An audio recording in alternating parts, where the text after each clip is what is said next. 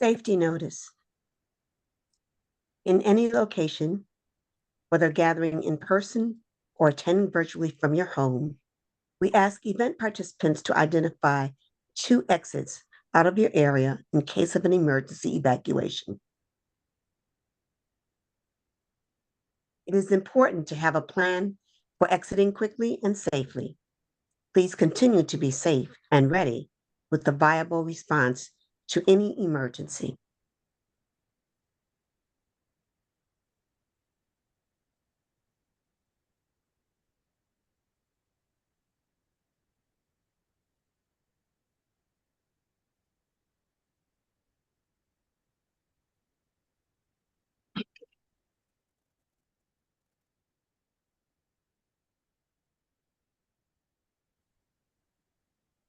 Advisory notice. This presentation contains historical pictures of African Americans who were patients at Crownsville State Hospital, formerly Maryland's Hospital for the Negro Insane. These images can be seen as abusive, sensitive, and disturbing to some adults, and possibly too harsh for younger persons to comprehend.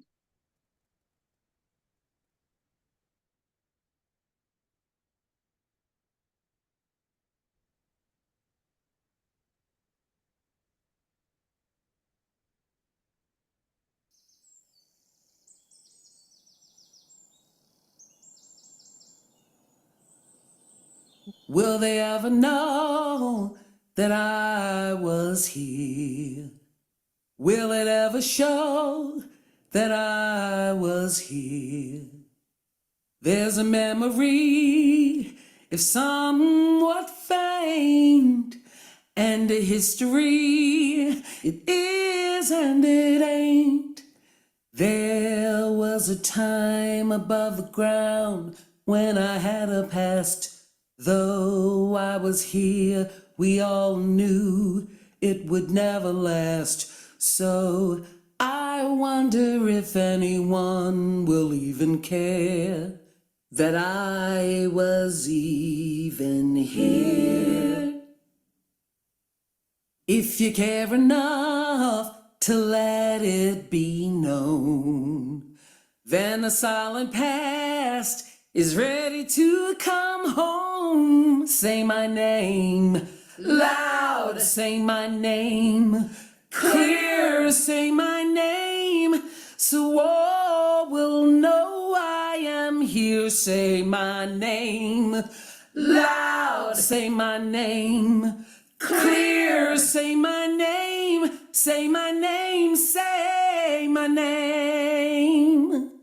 If it's really true that someone cares, then it's a jubilee. Feel it in the air. A day at a time, a century too. A day in the sun, we've waited for you. Say my name loud, say my name clear, say my name so all will know I was here. Say my name loud, say my name clear, say my name, say my name, say my name, say my name. Jane Turner. I was here. Say my name. Robert Hayes. I was here. Say my name. Louisa Scott. I was here. Say my name. Francis Savoy. I was here. Say my name. Kersey Addison. Loud, say my name. Frank H. Bennett. Clear, say my name. Benny Taylor. So all will know here. Say my name. Raymond Anderson. Loud, say my name. Charles P. Hayes. Clear, say my name. Say my name. Say my name.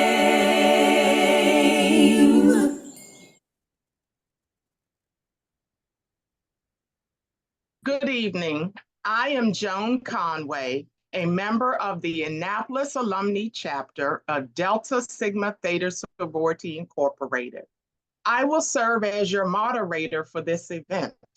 Our Arts and Letters Committee and the Physical and Mental Health Committee have planned a wonderful event for you that we are calling the Book Club Experience.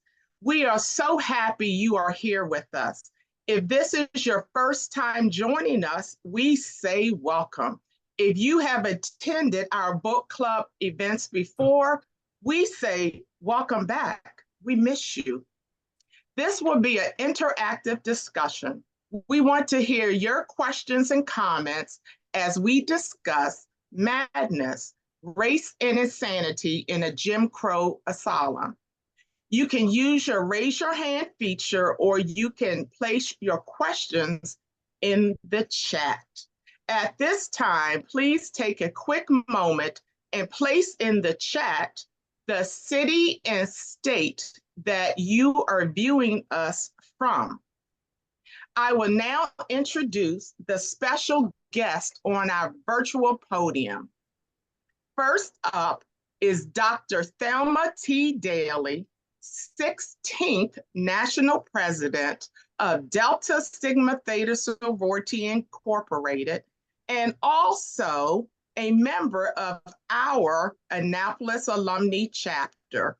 Will the Deltas in the room please provide a virtual hand clap for Dr. Daly? Dr. Daly, we thank you for joining us.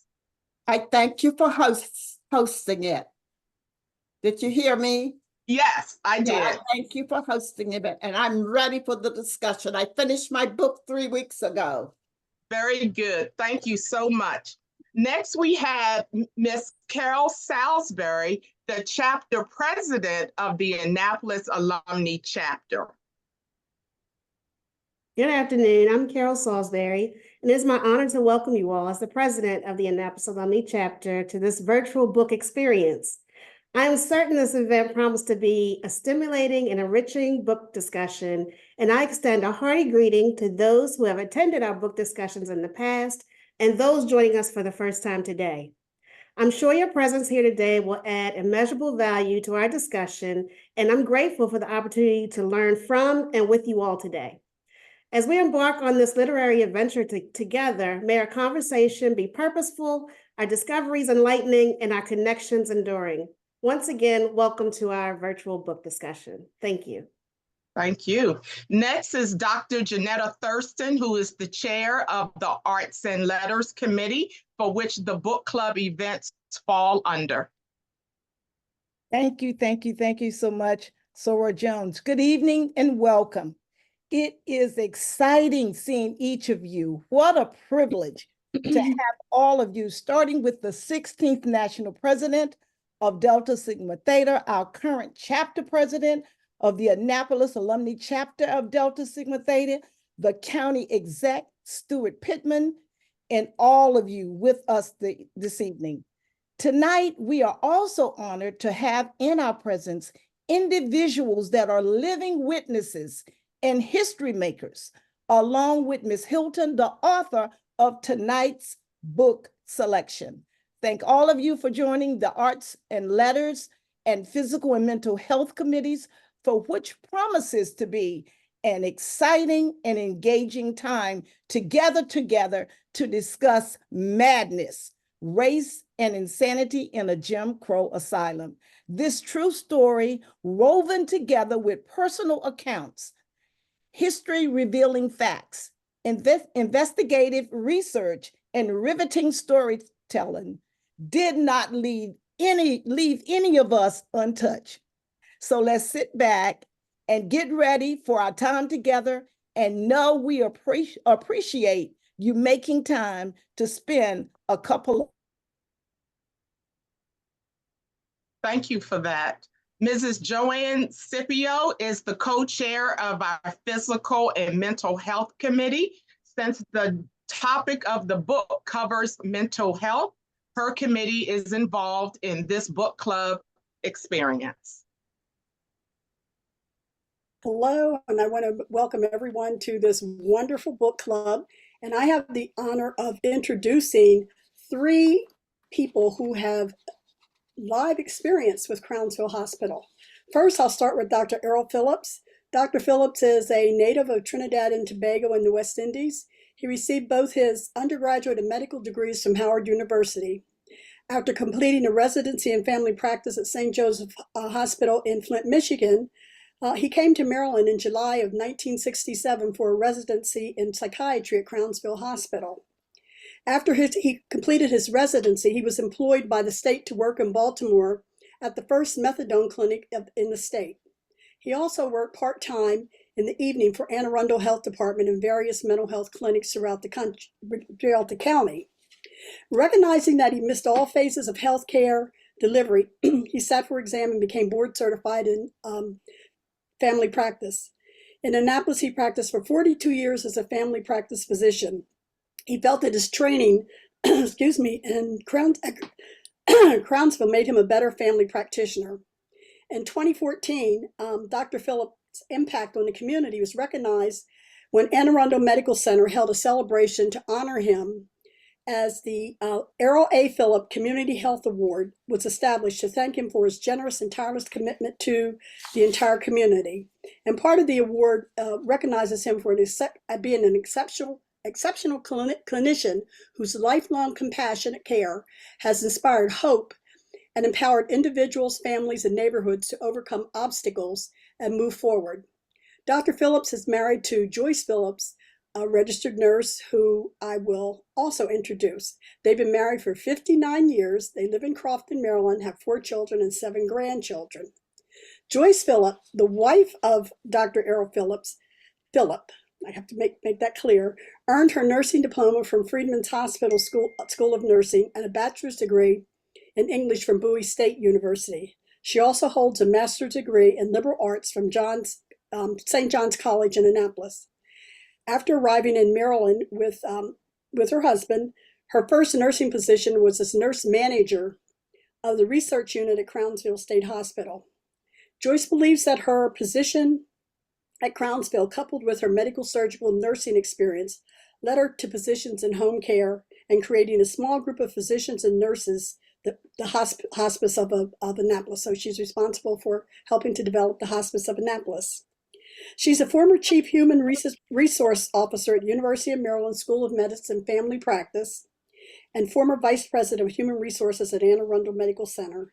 Combining her many years in the healthcare industry as a nurse and in human resources, Joyce expanded her role as president of Dynamic Dimensions Unlimited, a coaching and consulting firm started in 2019.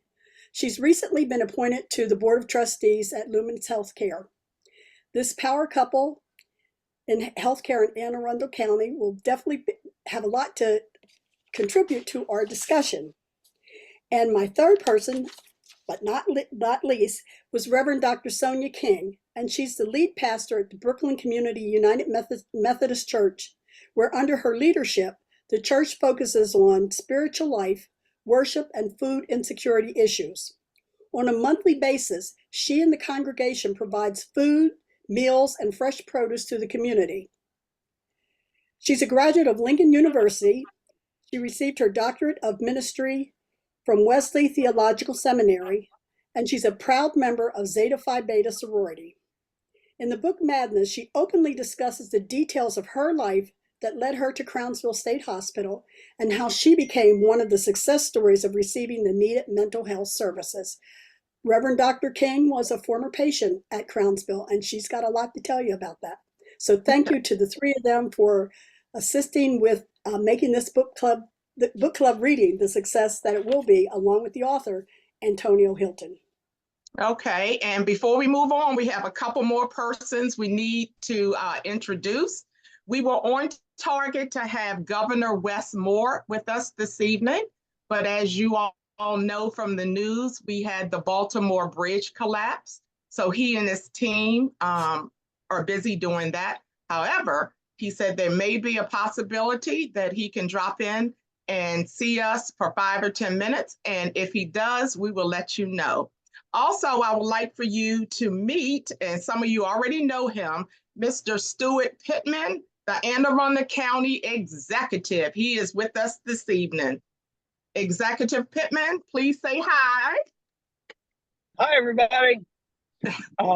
Hey, I would just like to say before you get started, you've got the author Antonia Hylton here, and you've got so many people that know a whole lot more about Crownsville than I do. But I just want you to know that most of you know that the county finally acquired the property from the state of Maryland. It's almost 2 years now, and we're in the process of envisioning with the community and with a lot of you what the future should look like. And so it'll be a center for healing. It will be a park as well. It will tell a story, the history of what went on that sacred ground, and hopefully it'll be a place where we right some of the wrongs of that history as well. But I just have to say that every time we talk about Crownsville Hospital Center, there's this magical feeling that it's time to get to work. And the book, I've read it. I think all of you have probably read it now. Is so amazingly perfectly timed that it's as sacred as that ground, that this angel came to us with this story so that we could learn it and address it. When we don't know the details of our history, we don't try to improve on it, and that's exactly what this has done. So this work is so important, and it really we're going to make some real magic happen at that site. And thank you for joining us. And also, we have Mr. Gavin Buckley. I cannot see all of the participants, but he is the mayor of Annapolis. Mayor Buckley, if you are there, please say hello so we can find you in the virtual world here. Okay, maybe he'll join us later. Okay, I promise you, we're going to get this book club discussion. But our book clubs, we always do something different. So for this book club, now we're going to do 2 virtual polls. We have questions that we want you to answer. We want to see what the answers are, and we want to show the author who is coming up next. So technology, can you please put our virtual polls on the screen for us?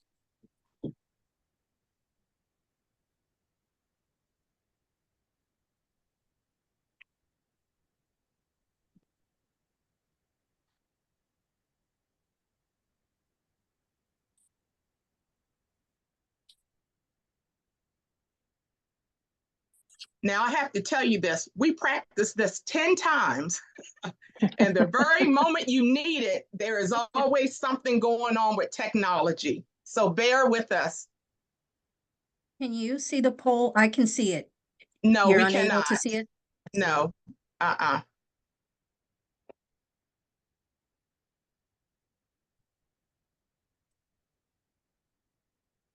If we're having, okay, there we go. So, Joanne, you muted it. Okay. First question, before reading Madness, Race and Insanity in a Jim Crow Asylum, did you know of the Crownsville State Hospital, formerly Maryland Hospital for the Negro Insane? And the second question, do you know of relatives, friends, or anyone that were either a short-term patient or a long-term patient at the Crownsville State Hospital? And would you please answer those questions?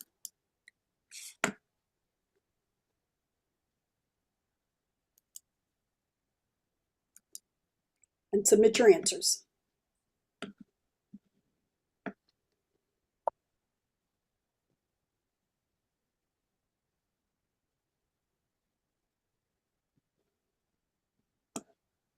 Is everyone done? I believe the answer should show on the screen. There we are. So for the first question, 68% of persons said they knew of Crownsville. And for the second question, another 68 said they did not know of any patients. So thank you. We'll discuss those results later. Now, so Dr. Janetta Thurston will introduce the author who you all been waiting patiently to see. Okay. Thank you so much, Sora Joan. This is such an honor. I'm so excited. Antonia Hylton is the New York Times bestselling author of Madness.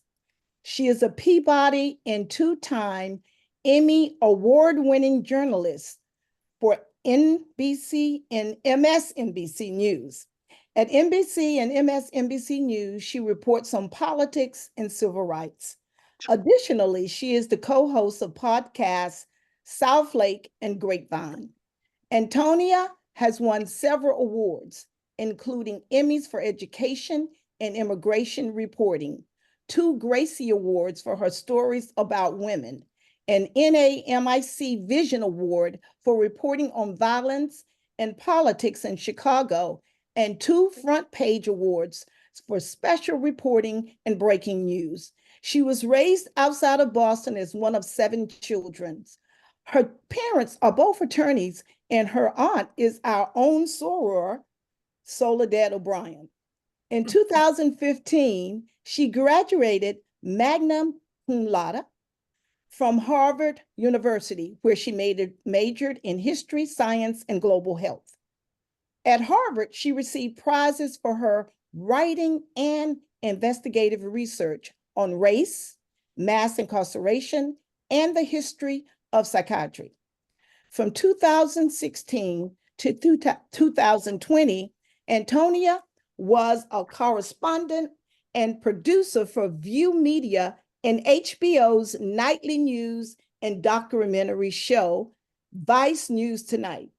Since 2019, she has also served as an annual judge for the American Mosaic Journalism Prize. She currently makes her home in Brooklyn, New York. So audience, I give you Antonia Hylton. Hi, everyone. It is such an honor to be here today. I see some familiar faces, and I'm just so in awe and filled with so much gratitude that there is love and passion for this community and for this history. So thank you for having me. Thank you. We thank you for joining us.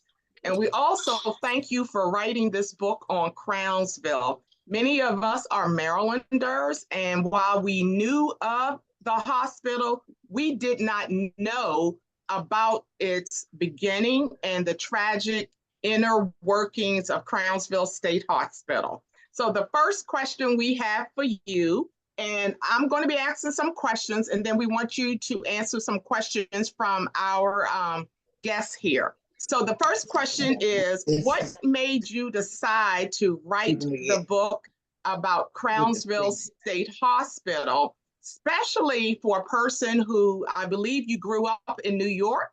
I don't know if the hospital was well known in the New York or Northeastern region. So how did you stumble upon Crownsville State Hospital? So I came across Crownsville's story as just a teenager in my early years in college. And I think I was drawn to this work because, somebody's, I think maybe somebody's microphone is please open. Mute their phone if they're not speaking. Thank you. Please continue. No problem. Thank you. Okay. So I was just a teenager. I was about 18, 19 years old in college. And I was really trying to discover myself and find out what I was passionate about. And I stumbled into a few different classes, and one of them happened to be a class that was all about the history of psychiatry. And I fell in love with it. I was really engaged with learning about the development of asylums and psychiatric treatment, the arrival of certain medications and therapies to help people recover.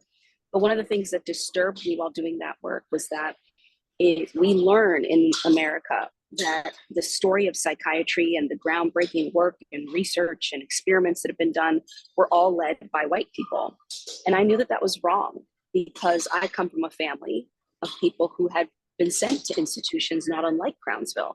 And so I knew that there was something about our history that just wasn't being told, that Black patients weren't getting credit for being there, in some cases for being, innovators and frontline healthcare workers, but also on the patient side, in some cases, not getting credit for having been experimented on and for contributing to science. And in some ways, people had taken from them and just not given them any due.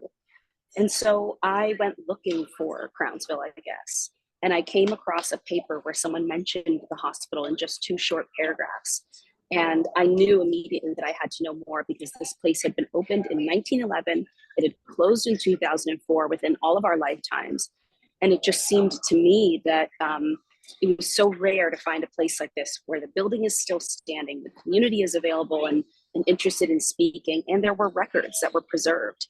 So as is so often the case when it comes to our history, if you look at other Black asylums around the country, here's what's happened to them. Knocked down, crumbled, nobody saved the files. My great-grandfather was sent to a psychiatric institution outside of Detroit, and his institution was turned into a Halloween ride. So you pay money and you can go there as an attraction. They kind of make light of the history.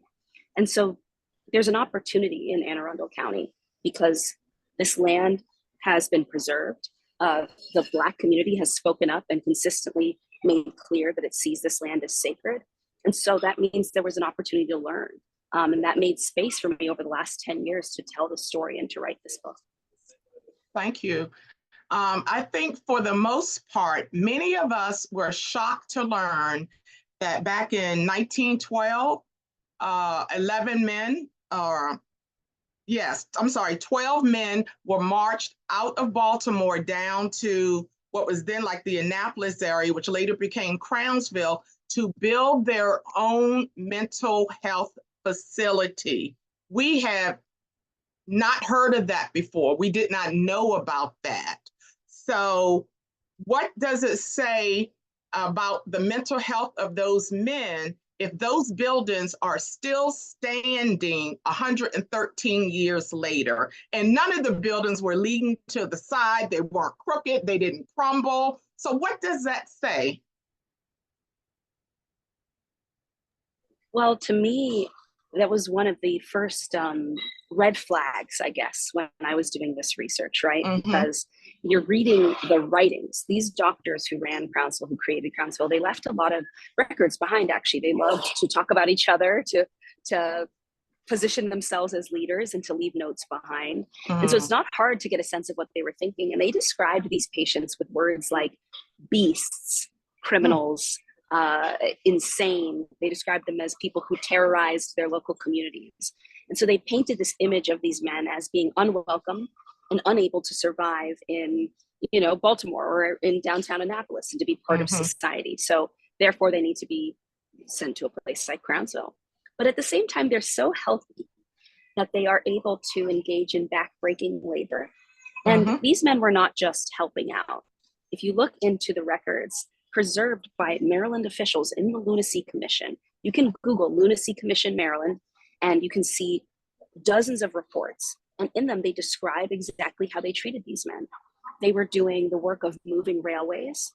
They were pouring cement and creating a foundation for these massive buildings. They were working right alongside electricians, contractors, doing construction work that was incredibly dangerous. And no one was exempt from this work.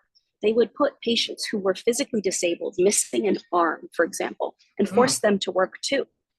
And I think that tells you a lot about, it raises questions, right, about how sick could these people have been if they were able to clearly follow directions to work with a professional company that was contracted by the state of Maryland to build these buildings. And then I think also it's a reminder of the way in which Black people's health has been so tied in this country coming out of slavery to our capacity to labor, to our capacity to do, to create, to be taken from, extracted from. And these are not just casual coincidences or patterns that historians observe. Many historians have established that during slavery, that was how white doctors measured how slaves were doing, how families were doing. How long could you work? How much cotton could you pick? That's how we thought about you and measured your value. And ideas like that, when they're around for hundreds of years, you know, a system of enslavement is in place for hundreds of years. They don't just disappear because emancipation has happened. And so what you see is these doctors espouse a lot of those same ideas, even after the Civil War, even after they think they've become more enlightened and they've made these changes. They create a place like Crownsville, and a lot of their ideas about Black people are very, very firm. And in many cases, they think they know a lot better about them than Black people even know about themselves. Okay, we do notice that in the book, Crownsville was built about 50 years after slavery ended. So would you say that Crownsville in its earlier years was run like a plantation?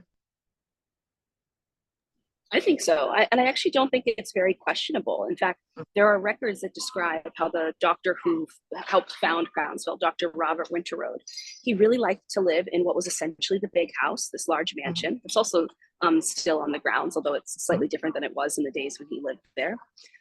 He loved for patients to serve him meals, not the other way around. He put patients to work even after the construction was over. They had to run a massive, highly productive farm. And patients who were the only patients exempt from farm labor had to be so ill they physically couldn't go outside and do that work. Everyone else had to work on this farm. And if you look at the records, decade after decade, you can see that despite the fact that Crownsville actually had a smaller patient population than some of the other large hospitals like Spring Grove and Springfield, the patients were creating and producing more month after month. So they were doing more work than everybody else. And so there's definitely a plantation feeling to that. And it's sort of unmistakable when you look at even just the way the people who were present there describe the environment themselves. I'm gonna ask one more question, and then I want our guests to chime in because I know they have a lot of questions for you. How did the 1911 decisions that were made about Crownsville helped, and that's not a good word, but helped in its dysfunction all the way up to 2004 when the facility closed? Well, one of the arguments that I make in the book is that when you look at our mental health system now, and you try to make sense of why things work this way, you really need to know your history, because every era is built upon the era that comes before it. So you can't really understand our current moment without knowing a lot more about the 90s and 80s. You can't understand the 80s without knowing about the 60s and 70s. And you can't understand the 60s and 70s without knowing about the first half of the 20th century. You simply just won't actually be a good therapist. You won't be a good doctor if you don't care about Black history, I would argue. And so it's not that, you know, the hospital didn't make any reform. In fact, some of the people on this call were some of the groundbreaking individuals who helped to bring reform to Crownsville. But when you see what the state did to Crownsville in those early years, which was purposefully underfunded, knowingly underfunded, treat the patients differently than any other patient population. So in addition to just speaking about the patients with bigoted language in those first few decades, they knew, for example, that tuberculosis was an extremely dangerous disease. And at all the other hospitals, they would separate tuberculosis patients from everyone else. But at Crownsville, they chose not to do that because they didn't care if Black patients contracted tuberculosis and died. And so they make all these very explicit decisions to do something different at Crownsville than what they're going to offer to everyone else. And you know, it's something that you can see in the records. By the time you even get to the 60s and 70s, doctors like George Mackenzie Phillips, the first Black superintendent, you can see him in records commenting on the fact that he believes the reason his hospital was struggling to get money was because state lawmakers felt, well, we never had to pay for this. We didn't have to pay for it the last decade, so why am I paying for it now? When you create a culture where Black people are always going to get less, it's very hard to remove that culture, even when new leaders come in. They are often, you know, for different political reasons, unable to address the decisions the people who came before them made. And so you have to wrestle with what happened in 1911. Because if Crownsville had been funded like everyone else, if the patients had been treated and quarantined and supported like everyone else, things probably would have looked a lot different. The Black employees who came and they tried to do everything they could, they would have had a lot more money to do it with. They would have had a lot more support, probably a bigger staff. And so these are all considerations you need to have in mind when you look at, well, why are things the way they are once we get to 2004? Yeah, we do see a positive turn in the 50s and 60s when the facility started hiring African Americans as doctors and nurses, like Dr. and Mrs. Phillip and other persons. So that's a joy. Okay, let's turn it over to all of our guests. If you have any questions for the author, raise your hand. I'm hoping that I could see it on my screen. If I cannot, technology will let us know who has a question. Soy Daly has a question, Soy Joan. Yes. I'm unmuted. You know, I was fascinated by some of the descriptors that I don't know if I was fascinated, but the one that really got me was, I think it was drapetomania. I'd never heard of such before, but it does emphasize how they thought about us as Black people, really. So I don't know if you want to go more into that, because that was really the racism involved in that. Mm-hmm. Absolutely. I can describe, for anyone who hasn't read the book yet, or maybe doesn't remember that part, I describe one of the theories, the ideas that doctors were talking about in the years leading up to the creation of segregated asylums like Crownsville. And this, what we now know is a pseudo-scientific, very racist term called drapetomania, developed by a doctor named Dr. Samuel Cartwright in Louisiana. And this is not a nobody. This is a guy who is a well-known, famous physician. He was writing papers and sharing letters with doctors all over the country and influencing the decisions those doctors made. And this doctor believed that this disease was the disease of any Black person, essentially, who got free.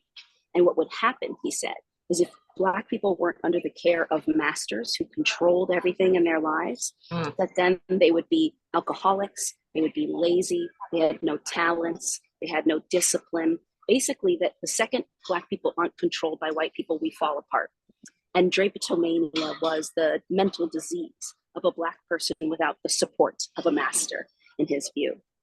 And it's ideas like that that actually really encouraged, during slavery, masters to physically abuse patients or their slaves, actually even worse, because they believed if the slave ran away, not only are they leaving me and they're my property, but actually what's medically best for them is for them to be here with me. That's the right thing for Black people to do. And then in the years after slavery, people used it to justify why they said that, you know, they looked around in different communities, not just in Maryland, but certainly in Maryland too. And they said, oh, look at all these Black people. You can see, they would write, mentally suffering, struggling with addiction, struggling to find jobs. Can anyone on this call think of maybe why some Black people in America might be struggling in the couple years after slavery? I don't think you need to go to medical school to have some answers for that. And instead of thinking about, well, how might the experience of enslavement have traumatized these people? What support might they need? Or wow, look at what we've done and how horrible it was. Instead, they said, oh, well, they must miss the good old days. And that's the connection here between the ideas that people established during enslavement. They didn't go away just because the Civil War ended things. There were a lot of resentments and a lot of people in leadership who wanted to hold on to all these ideas, and they wanted to keep Black people in their place. And the medical system is absolutely impacted and infected with what's happening in our social system too. And so I think drapetomania is just a perfect example of that. Did that term actually fall out of the medical dictionary, or is it still there and people just don't refer to it or use it? It's not acceptable anymore. Don't worry. The good news is nobody uses that anymore. Okay, thank you. If you ever meet a doctor who does, you should run. Yes. That would be my advice. Okay. Any other questions? I see Courtney, your hand is raised. Yes, good evening, everyone. And Antonia, I wanted to ask you, you were just talking about how kind of the overtone in the medical field. When I read the book, I also noticed how entrenched it was in the local politics as well in the Annapolis area. And for me, being a young woman growing up in this area, it was shocking to me on some parts, even down to the county seal, to the Ways and Means Committee, where certain people I know are there. How, and I see how the Crownsville Hospital all had a play in that. So how does it still continue to have a play in that? Because some of those things were written specifically because of some things that came out of Crownsville. Well, I think I'm really grateful for that question, Courtney, because, I've had a few readers reach out to me and say, well, why doesn't the book only take place in the hospital? Why did you take us outside the hospital at different parts of the book? And I always write back to them and I explain, to understand what's actually happening at Crownsville, you need to understand the history of Anne Arundel County. You need to know Annapolis. You need to know Baltimore. You even need to know the history of what was going on in Maryland during the Civil War and why were certain very powerful people in Maryland actually kind of a little bummed out that Maryland didn't join the Confederacy. These are all things that impacted Crownsville's creation, that impacted its operations. And so I think it's important to understand a hospital. You actually need to leave the hospital first and understand the local politics. And so I'm grateful that that was important to you and that you picked up on all of those threads. One of the overarching themes of the book is that, there is a thin line between who's healthy and who's crazy, who's seen as insane and what really is insane. And one of the arguments that I make, even just in reference with the title, right? Madness isn't a reference to the patients and how they were doing or what their medical status was. It's really a reference to the system and to the politics around the hospital. And I would argue that a lot of the patients were probably experiencing pain and reaction and trauma that was very justified and logical in the face of a lot of what was going on in Maryland for many of those decades. And if you're looking for the craziness or the insanity or the madness, you kind of have to look at a lot of what the state leadership, the commissioner of mental health, who wrote very racist things for decades, who at one point in the book I show that he gets on the phone with a reporter and is very much just saying it very plainly. He doesn't believe Black people are capable of taking care of each other. He doesn't believe Black people know it. He says a damn thing about serving their own kind and their patients, that he doesn't believe, basically he doesn't trust that they could come into the hospital and do the job. You see decisions that different governors in Maryland make to not actually fund the community mental health movement after kind of pretending for years that they were very supportive and excited about it. And often when you look at who's in the middle of the decisions or sort of who's the linchpin of the negotiations that are happening in Maryland, it's the Black Marylanders. And a lot of times when people stop funding things or wanting to back things, it's because they're kind of abandoning poor Black people. And that's a pattern that I would argue is probably still present to some extent in politics in our country and probably in parts of Maryland as well, although not all of them. And so I think, when you're looking for reasons for why are people suffering, why do we still have so many people in cities like Baltimore who are without homes, who are not getting access to mental health care treatment without first getting sent to a prison or jail? You need to understand kind of how our politics brought us to that place. At one point I even write about a county executive who gets into power, a Republican county executive who comes to power in Anne Arundel. And his whole campaign is about, a reaction to crime. And it's during kind of the crack era and, the whole pushback to Black welfare queens and all of this. And one of the things that he kind of uses to sell himself to a number of white Marylanders is that he's going to turn part of Crownsville, the Winter Road School, into what he calls Pascal's prison, his prison. And he's going to use it as a place to punish Black juveniles, he basically is saying juveniles, but the implication is it's mostly going to be Black kids who are going to be sent to this place, and we're going to deal with them there. And it's something that he uses to rile a lot of people up. And so you see how Black children, Black patients become kind of the cudgel, they become the boogeyman. You see this in the media in the Baltimore and Annapolis areas as well. Some of the newspapers writing very incendiary, racialized, and sexualized even language about Black males at Crownsville. and ignoring or kind of downplaying the same behavior from white patients at peer institutions. And so you see that there's a larger system here. And so to make sense of why Crownsville is the way that it is, you can't just look at Crownsville itself. You have to look at all the people making decisions about its funding, its growth, or its closing, and why they are doing that, and what do those people believe about Black people and their potential. And so that is to me, that's why I take you outside of the hospital, to help people who maybe aren't as familiar as all of you are with the area, help understand the environment. I will tell you this, many of us, like I said earlier, are Marylanders. We grew up knowing about Crownsville Hospital, and it was often said as a threat or a joke. If someone, even dating back to my junior high days, if someone was acting different or crazy, however you want to describe that, the comment was, oh, he's crazy, he's going to be sent to Crownsville, or don't worry about her, they're going to be sent to Crownsville. We said it as a joke, and then it was also used as a threat with parents, don't challenge me because I'll sign you into Crownsville and don't, never come back and get you. And that scared a lot of people, And Joy, Joan, that also Yes. the fear that if you really got in trouble, you would go to Crownsville. So it wasn't acting in a crazy way, but also if you were deviant in any way or mischievous in any way, you were going to Crownsville. So Yes. people on the street were traumatized, as well as those who inside may have been traumatized and not realizing all of it. Yeah. Okay. Dr. Thurston, I see your hand raised. Yes. My question is indirectly about the book, but I want to ask Ms. Hylton a question. At times, it was hard. It was a hard read for me. I had to take breaks, and I cried. I went through the whole gamut of emotions. So how did you deal with that? First of all, for 10 years, you did the research.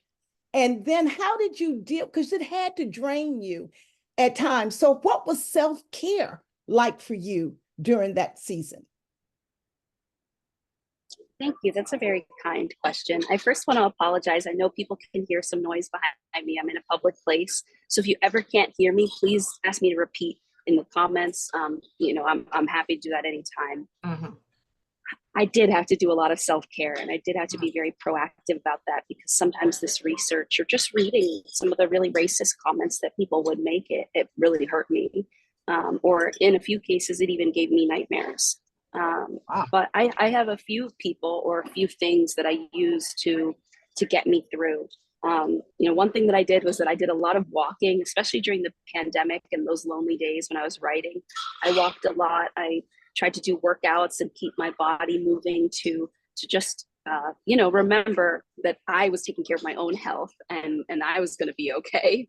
I also actually just developed really deep relationships with people who are in this book, who in many cases I consider my extra moms, grandparents, cousins, and they lifted me up so often when I was down. Just getting on a Zoom or a phone call or somebody texting me an amazing photograph, it actually reminded me that this is about a community and a story and a chapter of our history that deserves to be told, and that it will really be rewarding. That there are the valleys and the peaks, but the end goal, the end product, is something that's going to be enriching, and that I knew would at minimum mean something to people in this community. And now I've learned it means something to people all over the world, because it's now being published in the United Kingdom and across Europe too.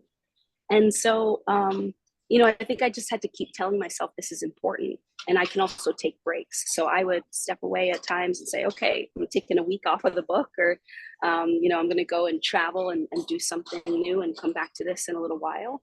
But self-care was definitely an important piece of getting through these last 10 years. The thing, though, that I remind readers or anyone who hasn't had the chance to read yet is while there are hard stories and there's a lot of grief and moments where you might need to take a break, there are also really amazing people in this book who are Black healthcare workers who sacrificed so much, I would argue, not just for Crownsville, but for this country, and who gave their everything. And they loved on patients, and they came to work under less than perfect circumstances. And they did that because they saw us in a way that other doctors weren't seeing us. And that is a very, I feel honored that those people answered my phone calls, that they wanted to talk to me. And I also think that you as a reader, if you haven't gotten to it yet, will get joy from getting to know those people, because they remind you of how much good there is in the world. And also that so often we are our own heroes. And we may not always get credit from everyone else for that, but we know that, and we can celebrate that. Okay. Betty Austin, I see your hand raised. Yes, and my question has to do with the Black press. I was really impressed when you mentioned them so often throughout the course of the book. Would you respond to that a little bit, please? Oh, yes. I loved going through the Afro archives and celebrating Black reporters and storytellers as part of this book, because they corrected the record. They preserved our side of the story in so many cases. And so to bring their primary sources, the quotes that they got, what they witnessed as early as the early 1900s and those first few years at Crownsville, is so important, not just because it's great to show the Black community's perspective and it's nice to have that diversity, but actually so often they covered patients' voices. They included facts and statistics that other reporters at places that were excluding Black people from employment were systematically, they weren't telling that side of the story. They weren't including that information. And so my book, I think, wouldn't be accurate. It wouldn't tell you the truth about Crownsville if I hadn't included the Black press. And actually, you can visit the Afro archives. For anyone who's interested in that, they want to see photographs that Black photographers took. They want to just thumb through original copies of papers covering everything from new Black businesses opening to Crownsville's operations to lynchings in Maryland, to hear what Black reporters saw and what they felt and what they experienced. You can visit the archives, and they're also amazing. If you reach out to the Afro charities online, they'll even send you digital copies or pictures that you can look at stories that interest you. And they've put a lot of their stuff up for free on Google. So if you just Google Afro-American archives or Afro-American newspaper, you can read a lot of it just for free. And I think it's really important because actually in this moment right now, I think we don't have enough Black reporters. A lot of our Black newspapers have fallen apart. They haven't been supported and funded. And going back and looking at these records just reminded me of how important that movement has been, that investment has been. And I wish, frankly, we had more of it today. Okay. Diane Spann, I see your hand raised. Yes, thank you. Thank you.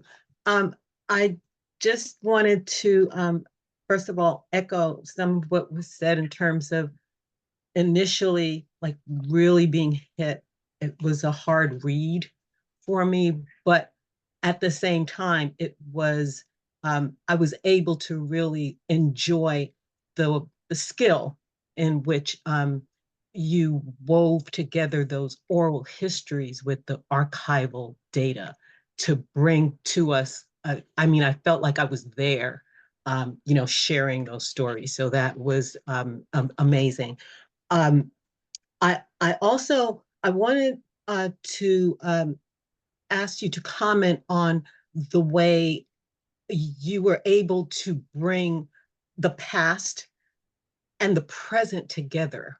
Particularly, I was really struck by the gentleman that was going through psychosis, and then you spoke about how when he saw what was happening at January 6th, he was like, see, I told you.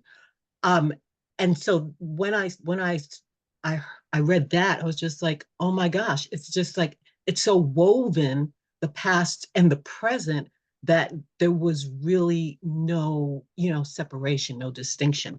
And I started to think about the narrative, and how, you shared these doctors that were supposedly experts, and how totally they were so racist that they weren't even considered racist. It was that much embedded in the culture. So I just wonder, you had the ability to pick up this community of amazing people and stories, and we actually still have these people. But I also, felt very much lost when we started losing, Lewis and a lot of our leaders. And I wonder how we can, as an educator, I teach students. I wonder how we can start to capture the community around students, because that was one thing that I saw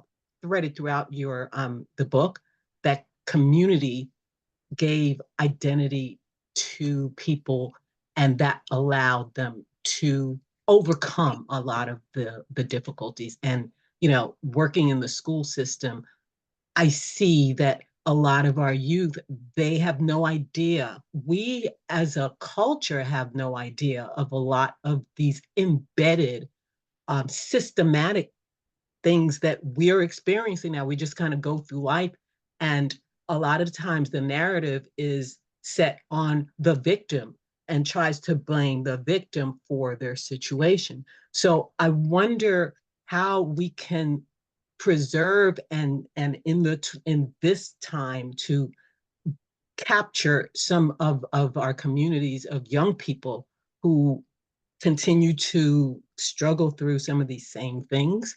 But as we know, critical race theory, there's a continual push to not have the history be able, for us to be able to say, oh, this is what's happening to us. So it's a continual, how do we approach that now, so that we can, begin to look at the history and learn from it?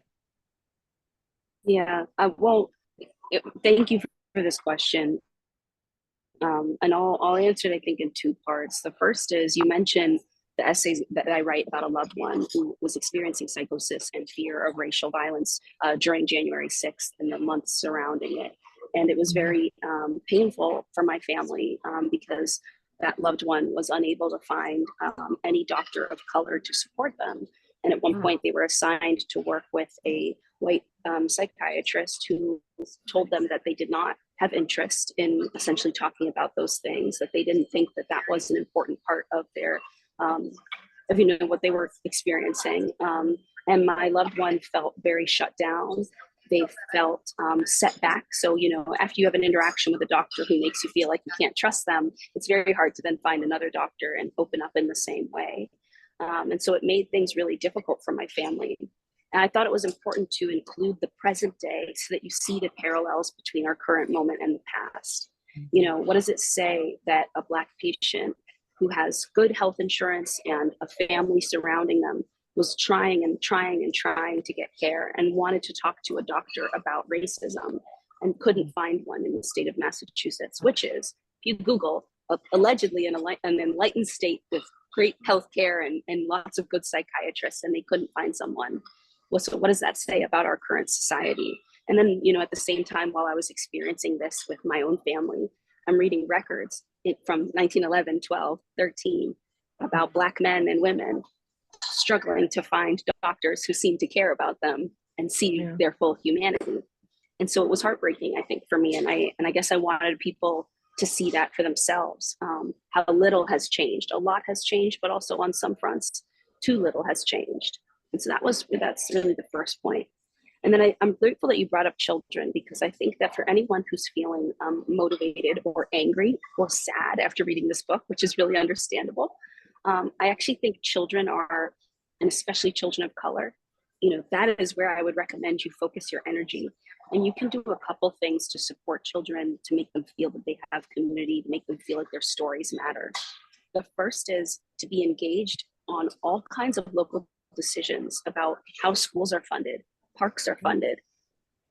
Stay in touch with Anne Arundel County and make sure that what they build in this memorial park doesn't just serve the wealthy or the people who just live right outside Crownsville. Make sure that it serves Black children too, and that there's something for them there, because it would be unacceptable, I think, if that's not the case.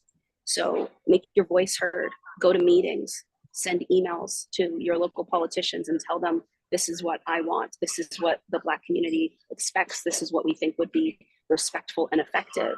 On the interpersonal level, I always remind people that one of the things psychiatrists and doctors, including some who served at Crownsville, like one doctor named Dr. Brian Sims, who told me that a lot of young kids of color right now, they don't feel like they have adults in their personal lives who they trust, who they feel they could come to and tell anything to.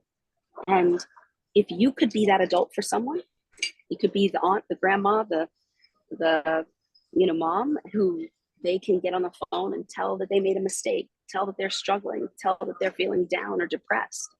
That really helps, because a lot of the kids who end up in crisis end up telling a doctor later, too late, that they felt they had nobody. So if you can make sure some of the kids around you, at least they know they have you, that's not a small thing. And all of us, I always tell people, all of us could wake up tomorrow and do just a little bit more of that. We could check in on our nieces and nephews. We could call our younger siblings. We could, love on a family member who we know is a little isolated and forgive them for the mistakes that they've made and show up for them when they're in need. And that's not a small act. The other thing is to look at politicians at the local, but also the national level. Do they talk about mental health? Do they care about mental health? Do they fund programs that have something to do with healthcare, with good schools, good parks and public spaces? Or do they cut a lot of the funding, and do they not talk about these issues that often? That would tell you a lot about probably what they're going to do when they get into office. And so, that's the piece where I think we have the power to take a bit more control of the situation. And then I think the other thing is just destigmatizing these issues and talking more openly about your own mental health so that other people feel invited to talk to you too. So long as politicians and people in power don't think that there is a constituency that cares about this, so long as they think that the American public is going to be okay with lots of people having nowhere to live, okay with lots of shootings happening in public and schools all the time, they won't actually do something. They need to know we won't find it acceptable. So talking about these things actually is a part of building a movement, building public pressure. And so if you can start that dialogue in a club like this one, or at your church, or your community group of any kind, you can be a part of building that change. And it has to kind of start somewhere. And so I try to tell people the small steps they can take, because that's what makes you feel like you have power. Thank you. Mary Dadone, I saw your hand raised earlier. Was your question answered? We have time for one more question for the author before we move to the doctor, the nurse, and the patient. Mary? Okay. Thank you for that opportunity, but especially thank you for the answer you just gave. Many of us know each other. We're in a position to do with more rigor what we've been called to do. And so yes, and yes, the answer is yes. The question I'd had was if you could share some more examples of cases where people were exhibiting perfectly normal, healthy mental responses and emotional responses to hateful, abnormal circumstances, and were quote unquote sent to Crownsville as a result. Sure. I tell a few stories in the book that I think will stay with me for my entire life. I tell the story of a young patient named John who comes to the hospital in the 60s. And he is treated by a number of nurses and doctors, or one doctor, but one of the people on his care team is a former staff member that some of you may know named Paul Lurs, who worked as a social worker at the time. And John comes to the hospital because his family lives in downtown Annapolis, and He has a really tough relationship with his father. His father is very concerned about masculinity. He's very disappointed in his son because he feels like his son is too shrimpy, too small, not good enough, not going to be able to help the family.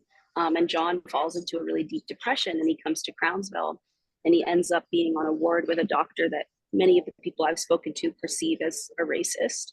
And that doctor bars all the Black nurses and Paul Lurs, the social worker, from making eye contact with that patient, from supporting that patient, all because he believes that this little Black boy is selfish and he's doing all of this for attention, not that he's depressed. And John ends up starving to death and losing his life at Crownsville because of the decisions that this doctor makes. And so I think that that's really telling, despite the fact that there were a lot of people trying to sneak around this doctor and save John's life and show him support.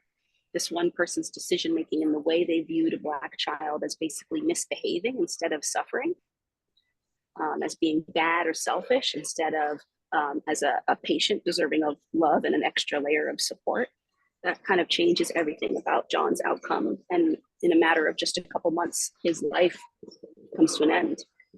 I also tell the story of a patient named Mr. Bell, who was discovered by one of the first Black women to get a job at Crownsville, named Marie Goff. She's in her 90s and still very much alive.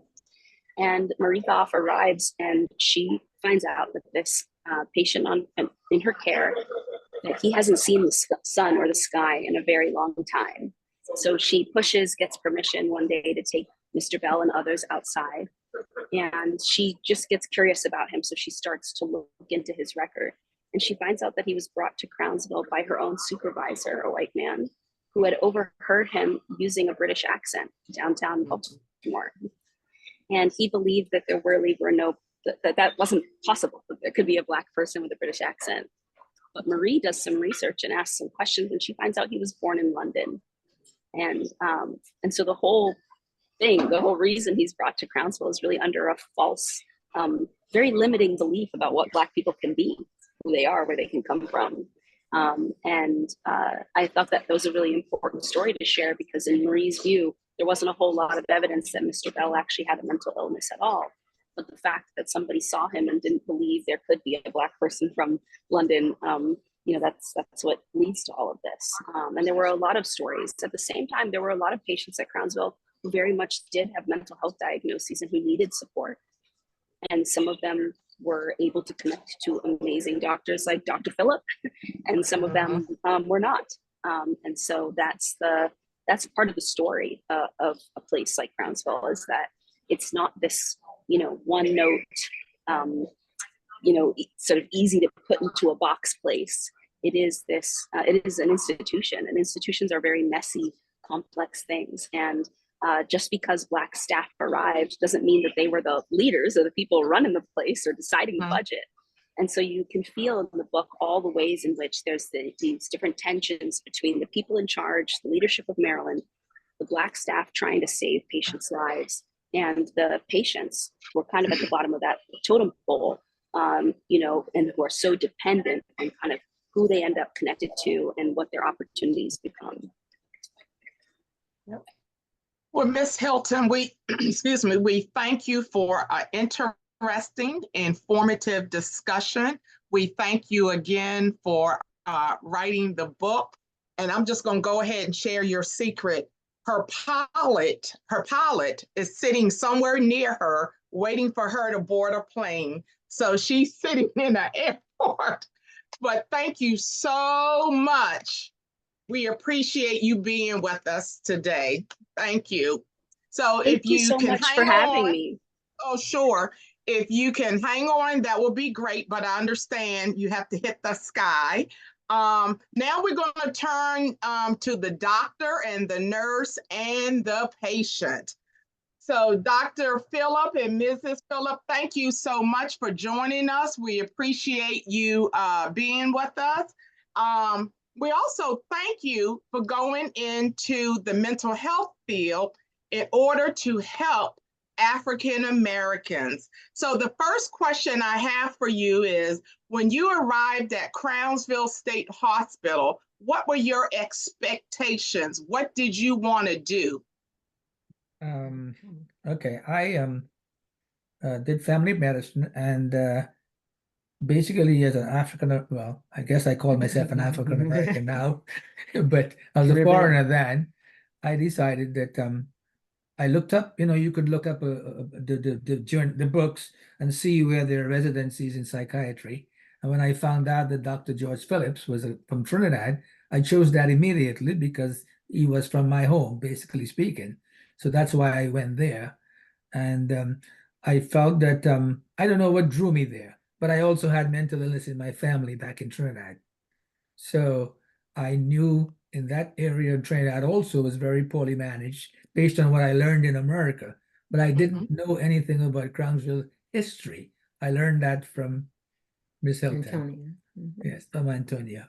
So I was happy to learn that. And then I was able to put things together that I saw at Crownsville that I didn't quite understand. And some of the patients who were there for many years and who roamed the country, who roamed Crownsville grounds, and may have been seen by me or other people just to maintain medications and so forth, but never had the ability to question, how we can get them out of there or anything like that, because they were there so long.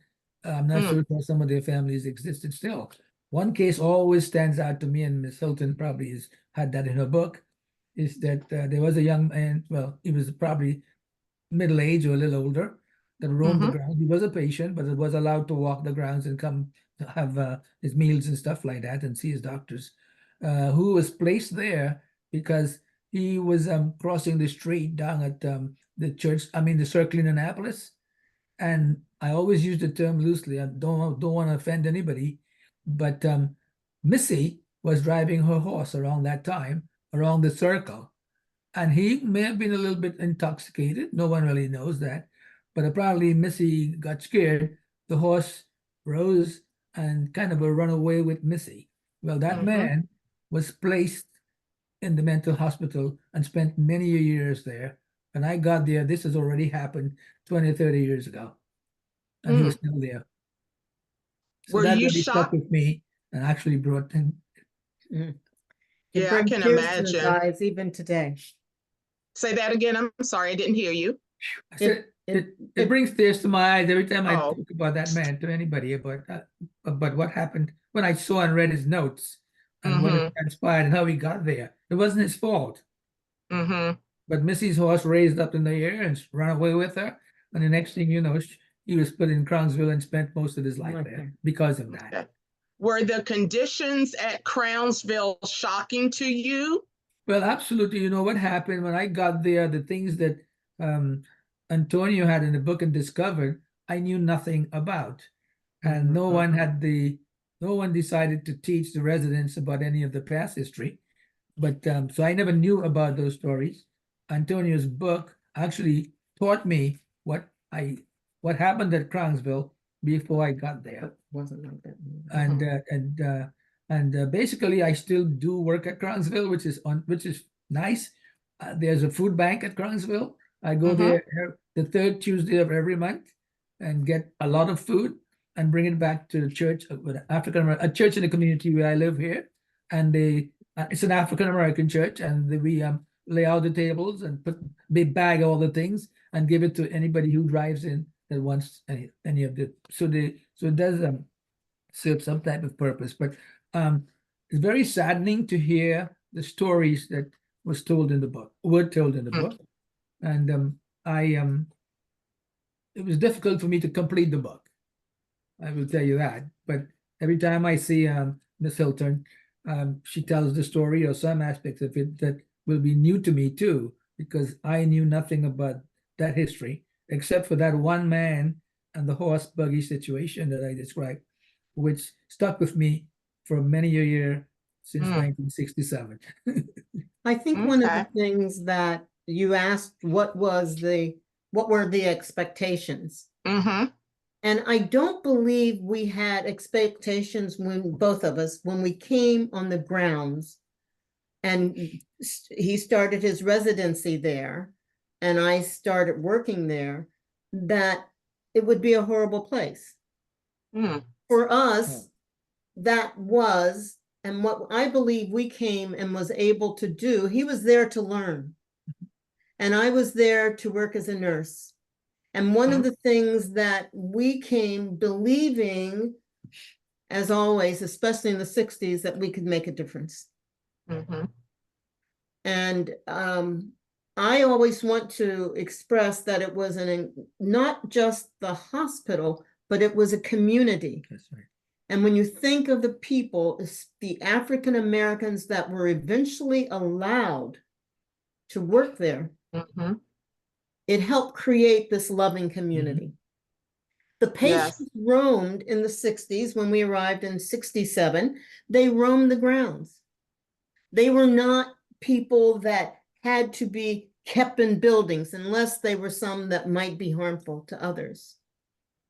And so that shows you the progression from the time that she talks in the 1911 on up to about the 60s, that shows you the progression that did take place and how the African Americans who came to work there knew that these people were human beings, whereas the white workers at the time, many of them did not feel that way. And they helped bring the patients to some normalcy. Because how can you heal if you're kept in a building, not able to see the sun, have no recreation, no planning for you? So the time we were there, it was a time of, healing, a time to move forward. And so like everyone who has been spoken so far, I could only read a chapter or two at a time. I noticed in the book, she mentions when African American women came to the hospital as nurses and staff, one of the things they did, you would never think about it, was to sit down and comb someone's hair. Just the small act like that can really mean a lot to people, because someone's touching you is that feeling of touch that's also very healing. So, I applaud all of the Black women and men who worked at Crownsville to help in the, the healing of the patients. Dr. Phillip, here's a question. We all have different personalities and traits, and each of us are unique. How do we know if someone has a mental health issue or is going through a mental health crisis? Okay. First of all, I would like to ask that we remain as open as possible to others. Yes. We do not all fit to what so many call normal. And everyone deserves grace, consideration, and non-judgment. However, if you're concerned, do not make a determination. Seek help. Distinguishing between normal variations in personality and traits and potential signs of mental illness can be complex, as there's a broad spectrum of human behavior and experience. However, certain factors can help determine if uniqueness someone exhibits may be indicative of a mental health concern. First, I would say duration and persistence. One key factor is the duration and persistence of certain behaviors or traits. And while everyone may experience fluctuations in mood or behavior, symptoms of mental illness often persist over time and interfere with daily functioning. Number two, severity of symptoms. Severity of the symptoms can also be an important indicator. If certain traits or behaviors significantly impair a person's ability to carry out daily tasks, maintain relationships, or achieve their goals, it may suggest a mental health issue. Third would be distress and impairment. Mental illness often involves significant distress or impairment in various areas of one's life, such as work, school, relationships, or self-care. So if someone's uniqueness causes distress or interference with their ability to function effectively, it may warrant further evaluation. Number four, impact on relationships. The impact of someone's personality or traits on the relationship with others can provide insights into whether there may be underlying mental health concerns. Difficulty in forming or maintaining relationships, frequent conflicts, or social withdrawal may indicate potential issues also. Number 5, context and cultural considerations. It's essential to consider the context and cultural norms when assessing someone's uniqueness. What may be considered unusual or problematic behavior in one culture or context may be entirely normal in another. So cultural sensitivity and understanding are crucial in making accurate assessments. Functional impairment, number 6. Mental illness often leads to functional impairment in various areas of life, such as work, school, social activities, self-care, period. Assessing whether someone's uniqueness and interferes with their ability to fulfill their responsibilities and engage in meaningful activities can help determine if further evaluation is needed. Thank you. Yes. So basically, it's on a case by case and Yes. person by person. So if a person is acting outside of their norm, and Absolutely. it could be a case for mental health. We have this one intriguing question for you.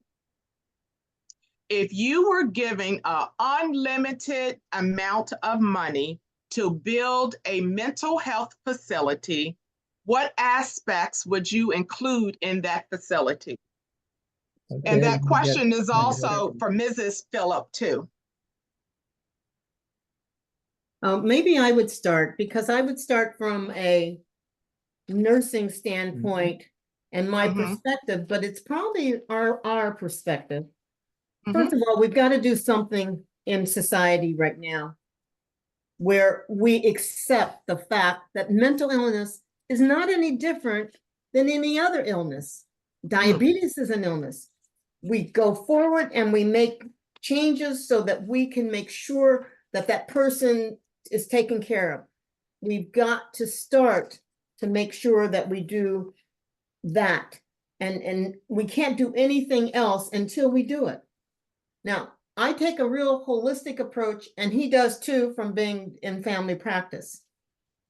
If I created an institution, it would be one where everyone would be treated in an equitable way, where they wouldn't have to pay millions of dollars, ruin their families' resources, and would be able to get care quickly.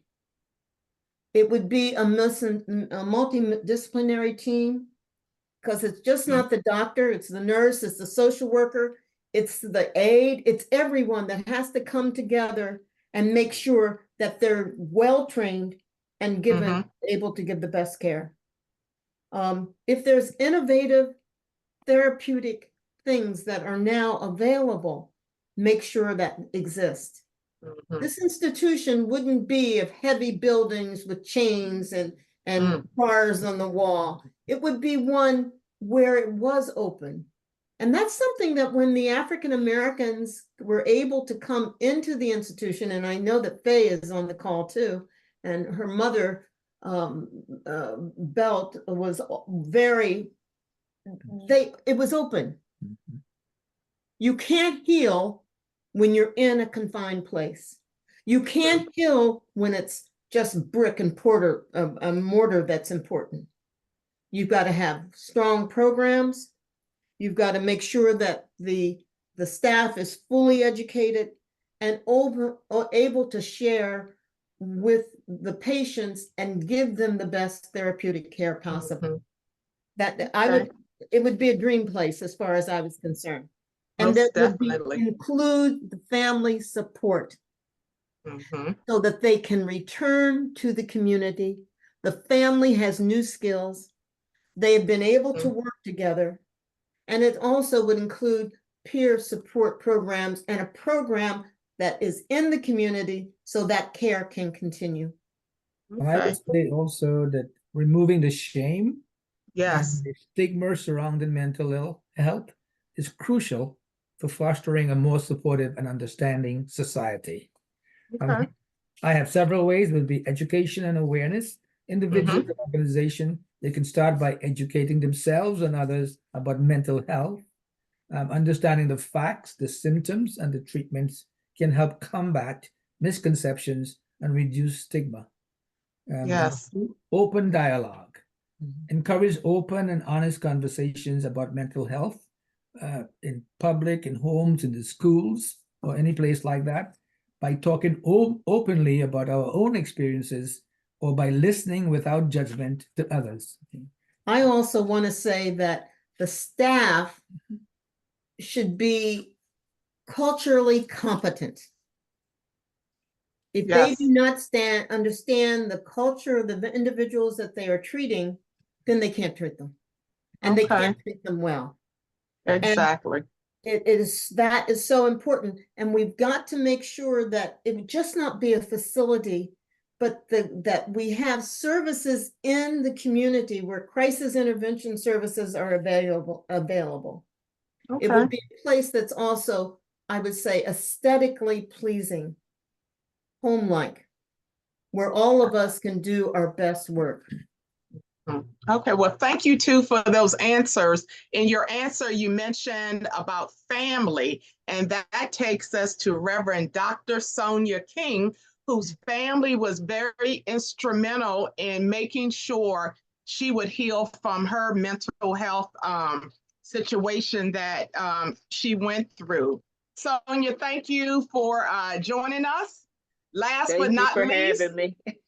Okay, so thank you for hanging in there with us. I will tell you, I don't know if you all heard earlier, Sonia and I grew up together, lived around the corner from each other, went to the same church for years, which is my home church and her previous home church.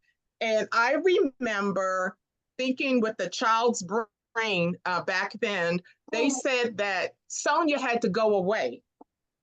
In my child's brain, I was thinking, oh, she went on vacation, not knowing what that meant. So, Sonia, in the book, you were very candid and very open about what you went through. I don't know if you would like to discuss that. It is mentioned in detail in the book, but the question is, how did you get through that? How did I get through that?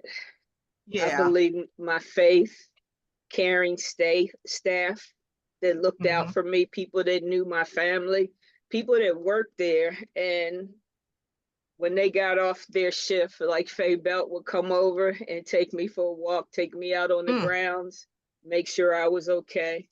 And I think those were the kind of things that helped me to heal. Knowing that the staff cared, like I said, family support. I had support from my church.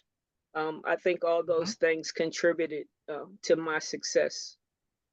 When you mentioned in the book that you were depressed or you were feeling down, did you know that, or was that like a everyday feeling for you?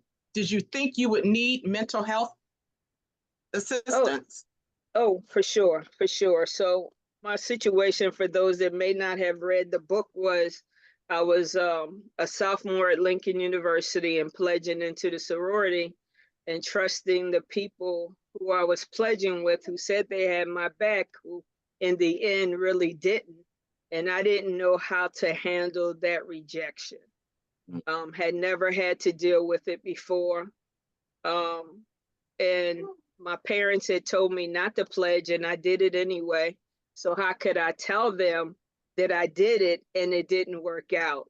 So it was one of those things where, you know, I had left home, gone to school. I didn't know anybody at Lincoln, and trying to make adult decisions, but these decisions just didn't work out. So that was basically the bottom line. And even before that, the year before I went to Lincoln, or the year that I went to Lincoln, my first year, I had gone to New York. One of my aunts had begged me to come and stay with her before I started college. And she died while I was there visiting with her. And then I went to Lincoln. I didn't have a roommate at the time because my roommate had to have surgery. So she wasn't even coming to the next semester. So having to deal with that and then pledging I think all of that contributed, and I just didn't know how to handle it. Mhm. And so, yes, I knew I needed help, but I wasn't going to seek it at Lincoln because I didn't know who to trust. And so I waited for months till I came home for the Christmas holidays.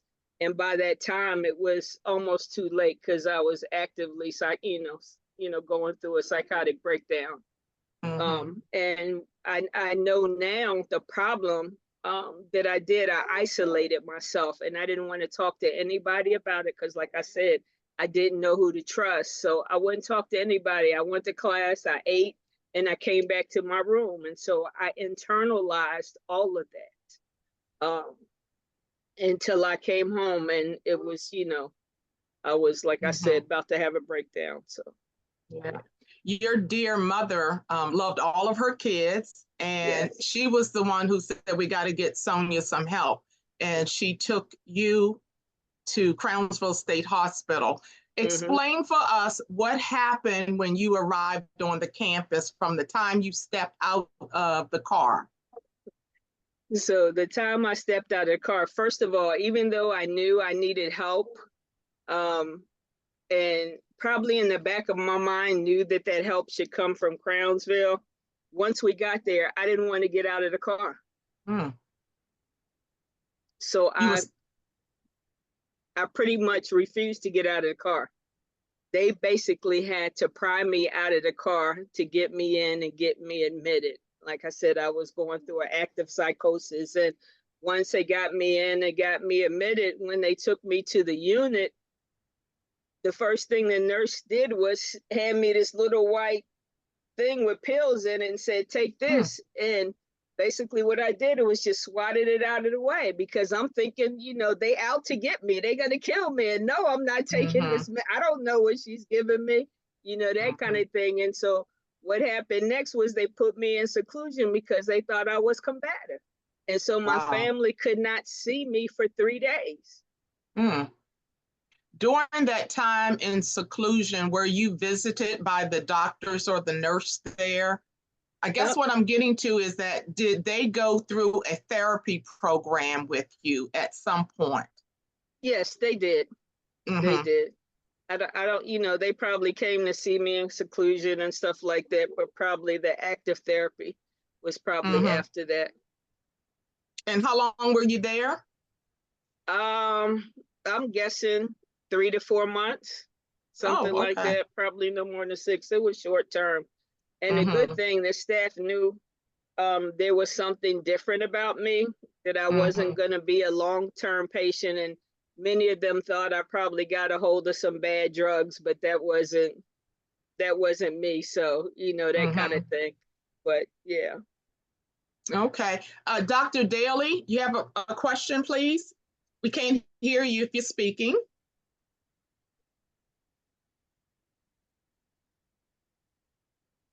I was very fascinated with your story in Lincoln because they took you out in the woods and put you out there. And I just wondered did that trigger all of this? And by the way, I did bring your story to your national convention, Dr. Grant. And so she went out and bought the book. So thank you so much. Yes. No, I'm saying that because as a sorority, we know about hazing, and I know you were hazed at Lincoln, and that's why I just absolutely. And when I pledged, that stuff was legal. But so I didn't make it the first time, but I went back on. I waited a year for the crazy folk to leave, and then I pledged again, and I made it. I don't think that had anything to do with it. I think number one, my aunt's death, and just not, making it the first time had more to do with it than anything. And let me just say a little bit more about my aunt's death. So when I visited her in New York, it was during the blackout of 77. That happened the night before she passed. And I'm 17 years old. My other aunt was there with her. She tells me to call 911, and they tell me they're busy, get a taxi. And I'm not understanding that. I know you're supposed to call 911 and get the help you need, but because of the blackout, there was too much going on in the city. This was in New York City. And they just didn't have anyone. So I ended up calling one of my cousins who had the number to a private ambulance service. And they came a half an hour later, and she was pretty much pronounced dead on arrival. So my aunt that was staying there, she fainted. My cousin fainted. I'm the kid, but I'm the one that's having to handle all this. So I think that probably had more to do with it, because I really hadn't had time to really process that. And the aunt that was there with her the next day when she passed, she told me my Aunt Chris had given her a new robe she had brought for me to take to Lincoln with me, and my bus fare back home. So it's almost as if she knew something was going to happen. And while I was at Lincoln doing my first year, my aunt appeared to me and she let me know that she was okay. And she also said, "You're going to be okay." And that was refreshing to me. And I knew that eventually I was going to be okay. Okay. In the book, you mentioned Faye Belt took you on walks. Was it the Black women who worked at the facility as nurses and caretakers? Were they instrumental in your healing? Absolutely. Yes, it was the Faye Belts and those kind of folk that looked out for me. And our families knew each other, prior to going there. So it was that connection. And somebody else that was also instrumental, who was a psychiatric aide, was Geraldine Cully, who's now going on to be with the Lord. But she became like a second mother to me. That kind of piggybacks on what Nurse Joyce Phillips said. You have to have people, and I'm paraphrasing, you have to have people that look like you in order to help you. Absolutely. Not everybody understands our situation. There was a recent news story on NBC where a white nurse comes on duty and she's reporting what happened during the day. And she says to the Black nurse, "I put in a psych evaluation for patient in room 123 because she keeps patting her head. Something's wrong with her." And the Black nurse had to explain to her, no, there's nothing wrong with her. She has a weave and she can't scratch her head. So this is what Black women do. It does not mean there's a sign of mental health. But if you're not culturally aware of such, you would think, okay, she keeps patting her head. This is something, serious here, but it's not. Okay. I want the audience to have take a couple minutes and ask some questions of Reverend King, and then we're going to ask some questions of the doctor and the nurse. So raise your hands if you have any questions, please. I can't see everyone. Linda Boyd's hand was up. Okay, Linda Boyd. My hand was not up. It's probably Hattie, because her name is under my name is under hers. So it was probably Hattie. Okay, Hattie Penn, do you have a question? You don't have a question? Are there any other questions out there? Can someone check the chat to see if there's questions, please? Didn't see any questions, but there's a lot of really nice, good comments that are in. Okay, we'll definitely read those. Sonia, I'm gonna ask you the same question that I asked the doctor and the nurse. If you were given an unlimited supply of money to build a new mental health facility, what aspects would you include in that mental health facility? Okay, I have some of the same ones that they mentioned, like caring staff, clinicians that look like me. I would also have some spiritual leaders, because I think that's important. And the seclusion room that I was in was basically bricks and a mat on the floor. Wow. But basically I would have a quiet room that was probably padded, but soothing music playing for the people. I would also include all the therapeutic activities like therapeutic rec, music therapy, art therapy, pet therapy, gardening or horticulture, and the buildings would be green, and they would be bright colors, Joyce. It would be aesthetically pleasing to the eyes, right? So those are the kind of things that I think would be helpful. And the other thing, instead of having wards and things like that, I envision more like pods that had like no more than maybe 4 to 8 people in them, where they have their own rooms, but they have a calming living area, and their meals would be served family style to forge relationships with those people that you're in a pod with. Okay. So You those said are my thoughts, and a labyrinth for people to walk and pray and think about things. Okay. I'm glad you mentioned the spiritual aspect, because in your interview you had with MSNBC, you quoted Jeremiah 29:11. So please explain how that scripture relates to your life. Okay. So for those that may not know, Jeremiah 29:11, the Lord says, I know the plans that I have for you, plans to prosper you and not to cause you harm, plans to give you a future and a hope and a future. So I believe that even before the foundation of the earth, the Lord knew the things that I was going to go through. And everything that I went through was to bring me to where I am now. Of course, I didn't like all of it. It didn't feel good, but it was necessary for the journey. And I honestly believe that those things that we go through are designed to grow us up and mature us in Jesus Christ. And that's why my faith is the way it is. So that's how I think that scripture relates to me. And I give God thanks and glory for all the things that I've gone through. So you went through the fire and came out a new person. That's it. That's it. Yep. Absolutely. Okay. Well, this is we have some questions. Yeah, I wanted to say, it's actually a statement. Reverend Dr. King, as I read in the book, I was so excited that you had a friend like Miss Belton. Yes.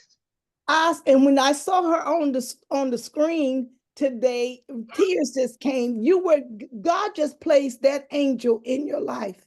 Yes, absolutely. Everybody don't have that experience. And I just want you to know that that was a touching part of the book for me. And it's good to meet both of you. Thank you so much. So Faye went to school with my oldest brother, and that's how I knew her. But, you know, I never knew that I was going to be at Crownsville with her. But yeah, that's how we met. Yeah. Okay. Thank you. No, Fee, you have a question or a comment? I have a question. Thank you so much, Reverend Dr. King, for being so authentic and sharing your story. And you talked about the whole situation going off to school, out of the area, being alone. My question is, what do you think we might begin to do to better prepare our young people when they do go away to school and they're confronted with things that maybe they haven't been exposed to at home? There's drugs, there's all kind of things, campus sex, all kind of things that may be new to them. And many of them don't have the spiritual and religious background and foundation that you had. So what help prepare them a little better? I think having conversations, candid conversations with them. And I know my mother, I was next to the youngest. I have a younger sister that's 6 years younger than me, but because I had older brothers and sisters, my mother would have the sex talk with them. And I'd just be sitting around listening and laughing because it didn't pertain to me because I wasn't, there yet. So I learned a lot from that and knew through my older brothers and sisters and the things them and their friends experience were things that I didn't want to go through. So I knew all that, but the rejection and all that, I had never had to deal with that. So that was difficult. So just letting kids know that they may encounter that and it's going to be okay. And I think it's equally as important to have a friend or somebody that you can confide in, to go with, or somebody that you can call and stuff like that. And simply because I did something my parents told me not to do, they weren't somebody I could call and tell them what happened. You know what I'm saying? So I held that in too long, till it was too late. So I think sharing with the kids life experience and maybe taking them to campus and let them experience it and letting them know that find somebody or have somebody that they could call or talk to when things get difficult and tough and they don't know what to do. And you know, I probably had that, but because of what I went through, like I played basketball, so I was pretty close to my coach. But because what I went through, I shut down. I didn't want to talk to anybody. Even people that were in the sorority who I liked, I didn't even talk to them after that. So I just shut down. And I learned that I cannot do that. When things are going on in my life, I have to talk to somebody and get the help that I need so that that doesn't happen again. Okay. Thank you so much. Thank you all for those answers. To the author, thank you. To Dr. and Mrs. Phillip, thank you. To Dr. King, thank you. Hang on for a moment. Don't go anywhere. We got more information for you. Next up is a presentation on the intended plans for the campus of Crownsville State Hospital. And on the call, we have Vincent Molden. Are you there? I can't see everyone. Vincent? Vincent left. Oh, he left? Okay. So since we have some extra time, please take the survey of this book club discussion. And we got about 10, 15 more minutes. So this is going to be a free for all. So if you have any follow-up questions for the author, she may or may not be on. If you have any follow-up questions for Dr. and Mrs. Phillip or for Reverend King, this is your opportunity to do so. You can go ahead and raise your hand. Hey, Yes, Joan, let me Mrs. read one of the comments in the question in the chat. Okay. It's from Shannon. She says, any ideas how to encourage building staff, clinicians that look like your community? And do you feel the stigma that still exists around mental health is a barrier? I'd like to start out by answering that, hopefully.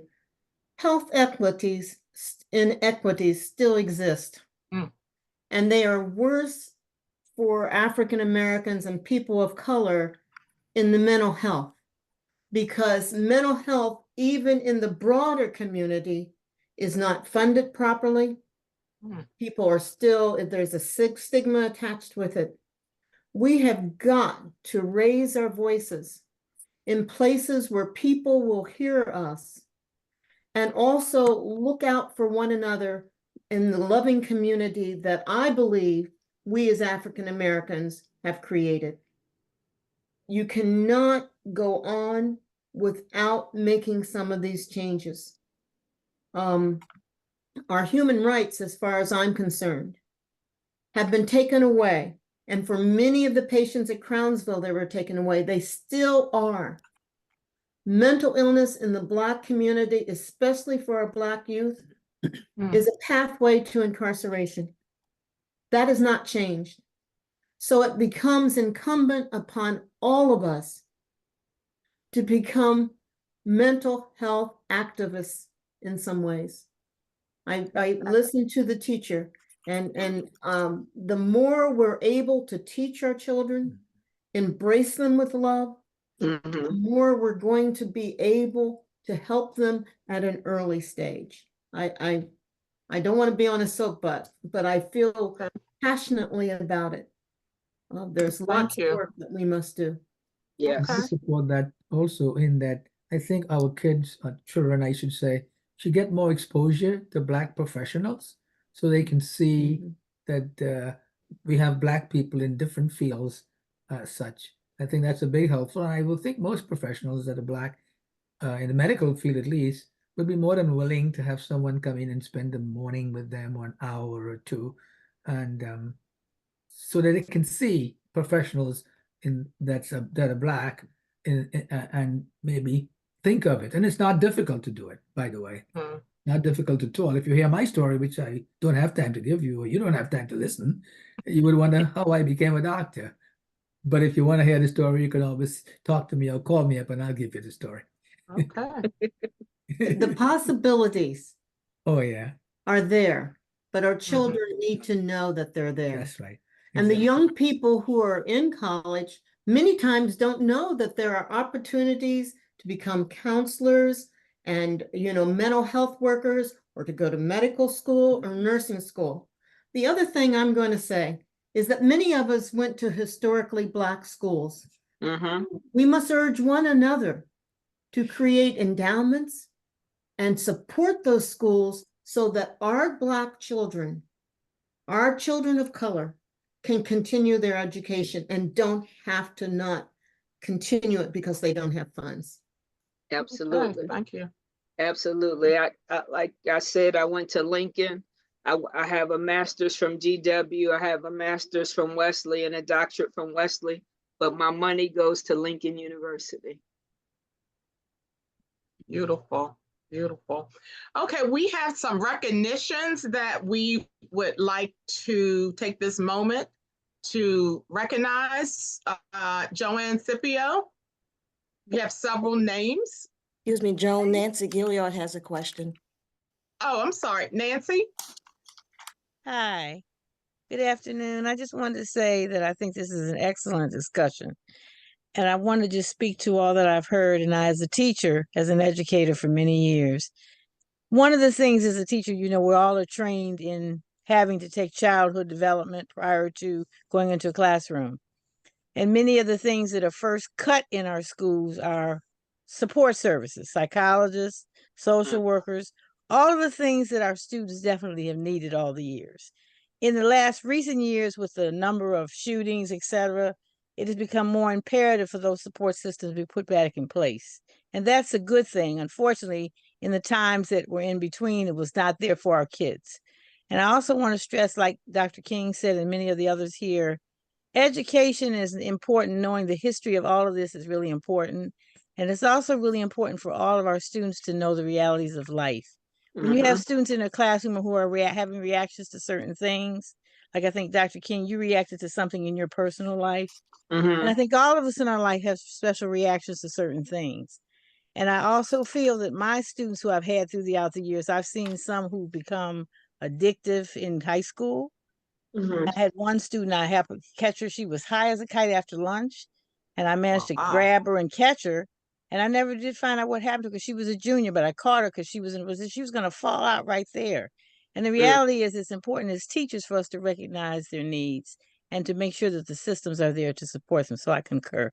And I want to say you are truly blessed, and your strength and faith have brought you through, and I love it. I think it's really important, Dr. King. Thank you so much. Thank you so much. Nice listening to you. Thank you so much. Bless you. You are truly blessed, honey. Thank you. Bye-bye. Okay. Yes.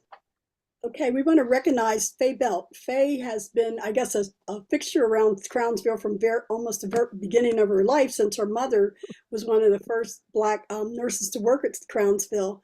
And she was doing a lot around there long before she was even able to be of any service.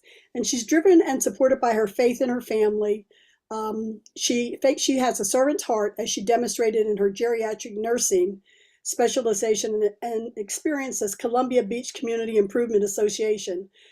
From 2001 to 2003, she was president of that organization. And under her presidency, that organization was designated as an African American heritage and cultural site in Anne Arundel County, recognizing the community's history, which was established in 1940, and it was the winner of the 2024 Maryland Historical Trust Award. She continues her commitment to sustaining the historical legacy of Crownsville Hospital Center. She sees Antonia Hylton as a daughter to her, and she's very close with her. When I communicated with her, she just pick up the phone and call Antonia and get the ball moving the way it needed to be. So, Faye, we really appreciate everything that you've done. You were a visionary for this. When she first met Antonio, she was so happy that Antonio was willing to do a book like this, and so she's been by her side the entire time making all of this happen. Next person I want to recognize is Linda Marshall, and she was the chairperson of this Crown Book signing ceremony. She's also a family, family forensic genealogist and historian. Her extensive experience in archival, digitalization, information and records management, as well as network administration. She has a deep understanding of data organization and technical integration. Her multifaceted talents as a family and forensic genealogist, historian, author, trainer, lecturer, and more indicates a deep passion for preserving and sharing family histories and cultural heritage. And I like her powerful words when she says, "Let's find our roots, tell our history, and don't let anyone force us to be silent killers of our collective history." And Linda, thank you for that message. Then we want to recognize Dr. James Ballard, who was also a psychiatrist at Crownsville, and he lived on the grounds for a while with his family. And I'm recognizing Dr. Ballard he was a close friend with Vernon Sparks, who was the first psychologist at Crownsville. And recognizing Dr. Ballard because Dr. Ballard is the father of one of our sorors in our chapter, Tracy Ballard, and is the husband of the late Natalie Ballard, who is also a soror in our chapter. And Vernon Sparks, who was Dr. Ballard's good friend and colleague, I want to give a shout out to his two granddaughters who are supposed to be on this call, Lillian Sparks Robinson and Elise Sparks Jackson. So a real shout out to his grandchildren. Paul Lurch, who was a social worker there, his name comes out throughout the book. He was really dedicated to helping the patients, particularly the adolescent patients. And he was good for the record keeping that he had. I understand he had some of the records of patients in his own home, even after Crownsville was closed. So they were able to get a lot of information from him.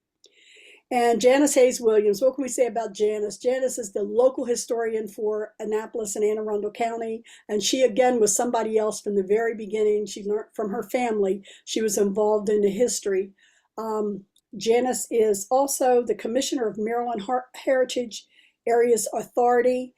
And she was responsible. They had over 1,700 graves at Crownsville that were not marked. And Janice was able to find the names of 1,500 of those people, and she's still working on finding the other 200. So a shout out to Janice, and she's away at her daughter's wedding this weekend, so that's why she couldn't be with us.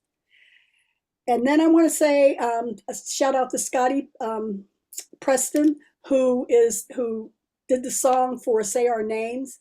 And that Say Our Names ceremony will be on April 27th.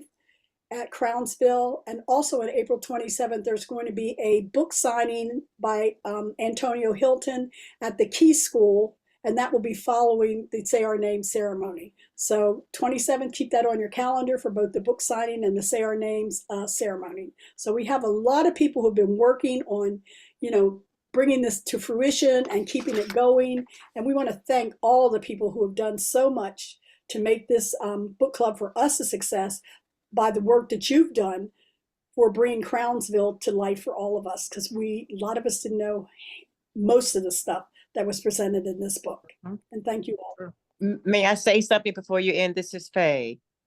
On the 27th at 5:30 or 5 o'clock at Barnes & Noble, we will be at Barnes & Noble signing books.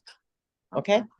The school is private, but Barnes & Noble is where, if you want to come to Barnes & Noble. Thank you. Okay, we're going to have closing remarks, but let me tell you this. After we get the closing remarks, you can hang on. Just hang on and we can talk and just fellowship with one another. So we're going to have closing remarks by our chapter president, Carol Salisbury. Thank you, Sora Conway. I just want to thank everyone for coming. My sincerest thanks to all of the panelists. I look forward to our next virtual book discussion, and I don't know how you can top this one, Sora Conway, but I'm ready for it. Okay. So I want to ask everybody to please subscribe to our YouTube channel. We will probably put the recording from today on our YouTube channel, and also follow our chapter on Facebook and Instagram to join us in future events.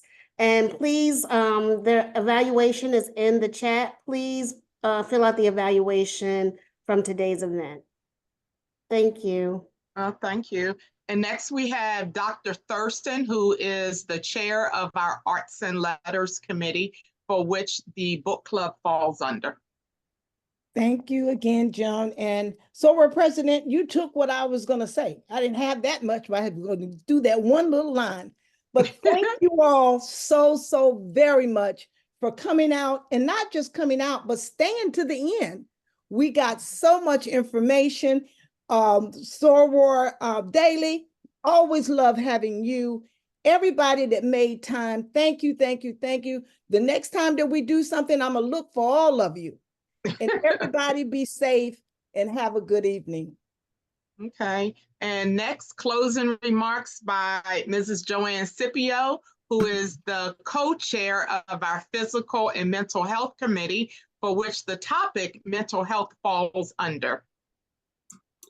I just want to thank everybody who participated in the book club. I want to especially thank the Dr. and Mrs. Phillip and Reverend Dr. King for their participation, and for all the questions that we've had, questions and answers that we have. This has been a really interesting thing.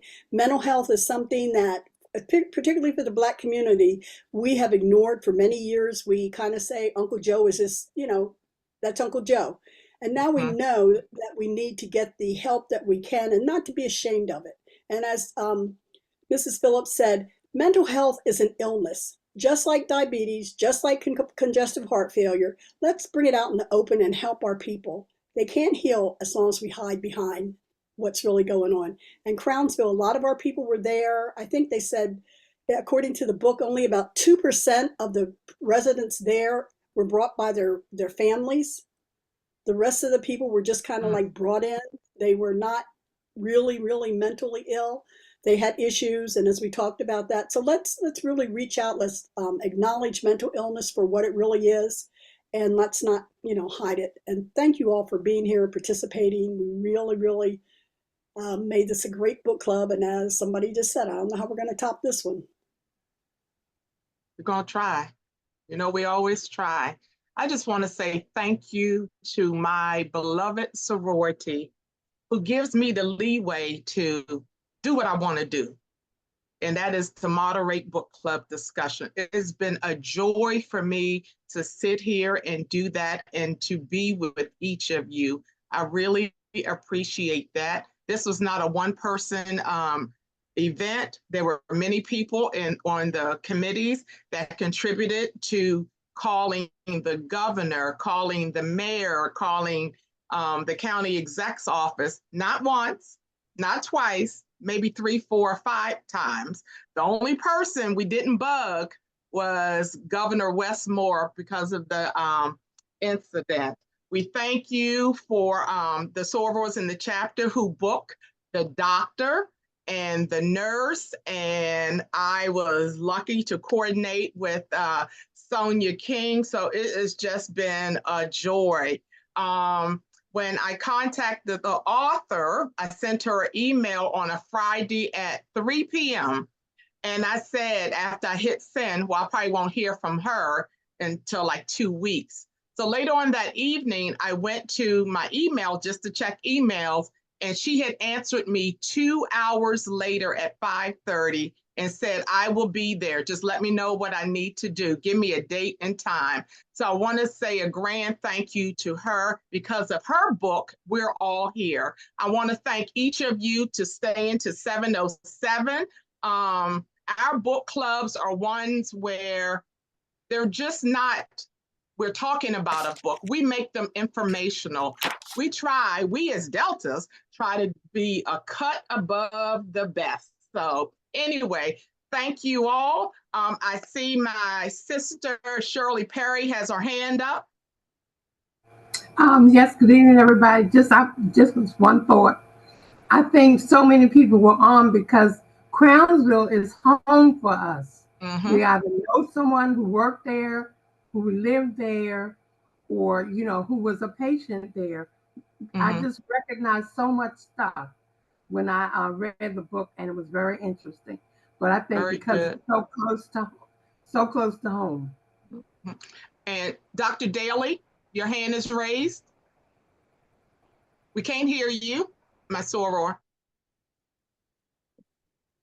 I said, you always thank everybody else, but each time we have the book club discussion, you make it go because of your organization and because you have read the book thoroughly and you know the points just to bring up.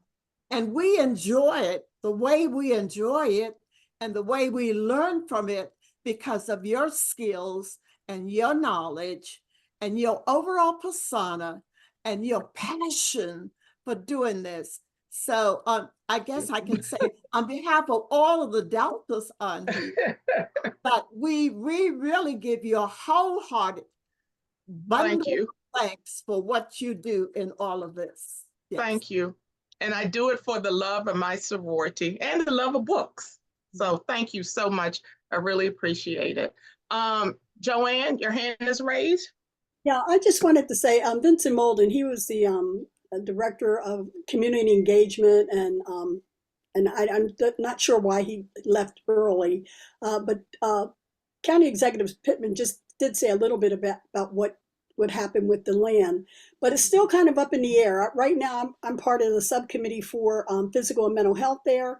I know they have a subcommittee on parks and recreation. I'm not sure of all the other subcommittees, so I don't feel like I'm able to give an update on what's going on. But I really would say when they have those community meetings, for us to really be there, because what's going to happen, that wherever the money is going, that's what's going to happen with Crownsville. Stuart Pittman is committed to keeping the ground sacred for our people, but he's not going to be county executive forever. And to whoever comes in there after him, if they don't have the same commitment and we don't, use our influence, they're going to have golf courses.